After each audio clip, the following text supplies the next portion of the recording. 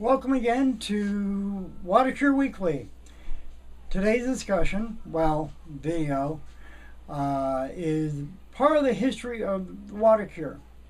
Now, everybody thinks that Dr. Batman Gellage, back in 1984, created the Watercure. Actually, he didn't create it.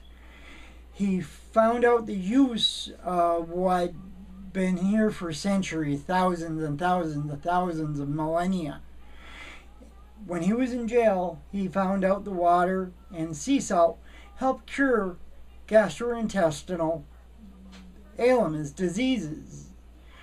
And he researched it a little bit and found out what he was using on the prisoners in there actually been around since the days of Hippocrates and Galen from Greece and Paracelsus. Besides, actually, the Watercure goes back even farther than that, from the Paleo-Hebrew and Paleo-Egyptian, from where they started using the hieroglyphics to write with. But Dr. B figured it out from using what modern medicine, what he already knew as a doctor, on how to use it and control all these ailments. Like on Bob Butt's original website that he had, it said 92 different diseases and illnesses.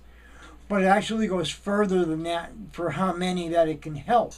It doesn't actually cure all those diseases, but it makes the symptoms tolerable to many things. It actually gives you your life back to where you think it's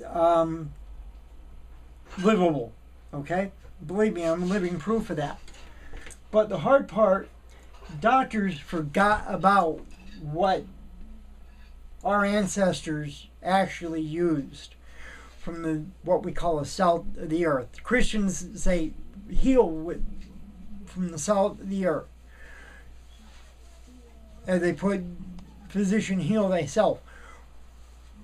Well, that physician in the Bible actually healed with salt and water. But he healed with what came from the earth, with fruits, vegetables, anything that it gives us to eat with. Our ancestors, my son and I, were Wiccan. Our family comes from the Druid, from Scotland, and I'm part Native American, so it comes from that. All these different cultures actually agree with one certain thing. We heal with what we get from the earth, be it the water, be it the salt, the sea salt, earth salt, or what some people call it, fruits, vegetables, herbs, flowers. Sassafras tea with the Native Americans, they use that, we use it for the stomach and other ailments. If you make a paste out of it, like a mustard plaster, it's actually good for healing wounds. But with the Watercure, though, Paracelsus actually said it. A hip bath of salt water was a superb remedy for skin diseases and itching. His words, "This brine is better than all the health spas arising out of nature." So that kind of tells you something about the Watercure. It's been here since the beginning of the earth, right under our feet. It's all natural. There's no real side effects of it, except health and wellness. But why has it been forsaken?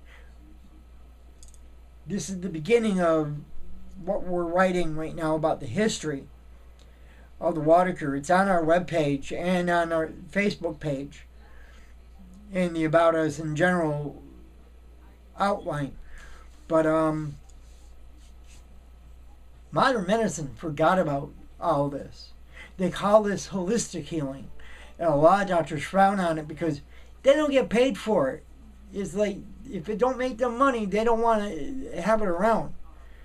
Big pharmacy companies don't like us because it's what we use from Mother Earth that heal. Not creating something in a lab that they can charge X amount of dollars, like that guy that's in the news that just got found guilty. He didn't get found guilty of basically cornering the market on price. He got found guilty on other charges. But that's politics. That's business practices. They don't care that he rips people off on how much a pill costs. What about this? What about the Watercure? What about holistic healing? When are we going to get back to what our ancestors did, that supposedly they lived for, what, 2, 3, 4? They said Noah and Moses for 600 years. Why can't we?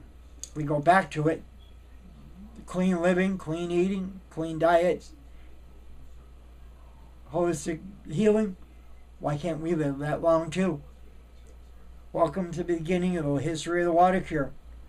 This is Watercure Weekly saying, till next time, part 2 of the history.